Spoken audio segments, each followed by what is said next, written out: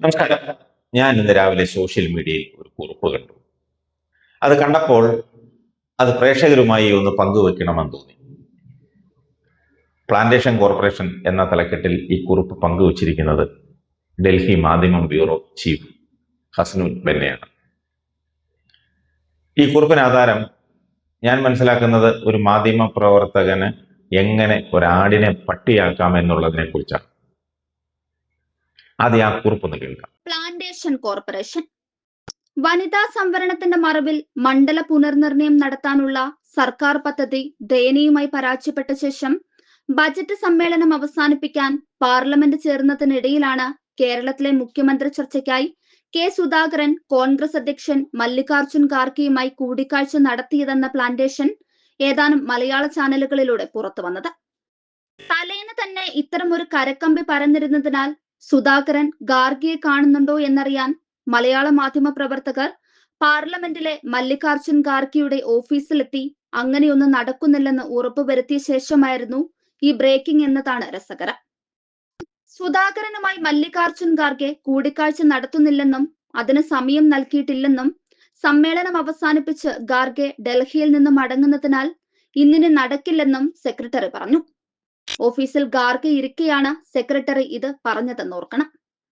സഭ പിരിഞ്ഞ് കേന്ദ്ര പാർലമെന്ററി കാര്യമന്ത്രി കിരൺ റിജിജുവിന്റെയും AICC ജനറൽ സെക്രട്ടറി പ്രിയങ്ക ഗാന്ധിയുടെയും വാർത്താ സമ്മേളനങ്ങൾ കഴിഞ്ഞ് വൈകിട്ട് തിരികെ ഓഫീസിലെത്തി ചാനലിൽ വീണ്ടും ആ വാർത്ത കണ്ട് ഖാർഗെയുടെ സെക്രട്ടറിയെ ഫോണിൽ വിളിച്ചു.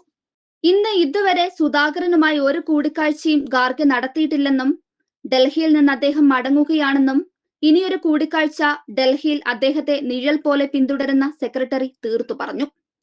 ചാനലുകൾ കൊടുക്കുന്ന വാർത്ത തെറ്റാണെന്നും അദ്ദേഹം ആവർത്തിച്ചു. ആ വാർത്ത ഇന്നത്തെ മാധ്യമത്തിലുണ്ട്.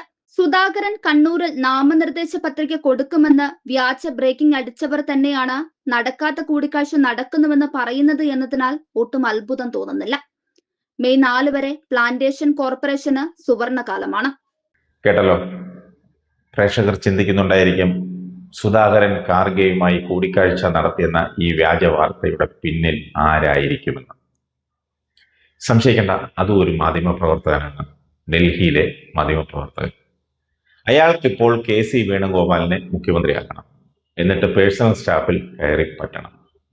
അതിനുള്ള കുറുക്കു വഴികളാണ് കളിച്ചുകൊണ്ടിരിക്കുന്നത്. മീഡിയ വൺ ചാനലിലെ ഈ മാധ്യമപ്രവർത്തകൻ ഒന്നാം പിണറായി സർക്കാരിൽ പ്രതിപക്ഷ നേതാവായിരുന്ന രമേശ് ചെന്നിത്തലയുടെ സ്റ്റാഫിലുണ്ടായിരുന്നു.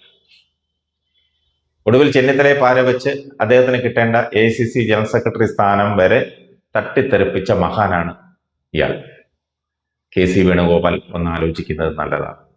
ഒരുപക്ഷെ താങ്കൾ മുഖ്യമന്ത്രിയായാൽ ഇവനെ പോലെയുള്ളവനെ സ്റ്റാഫിലെടുത്താൽ ചെന്നിത്തലയ്ക്ക് പറ്റിയത് നിങ്ങൾക്ക് പറ്റും, ഒരു സംശയവും വേണ്ട.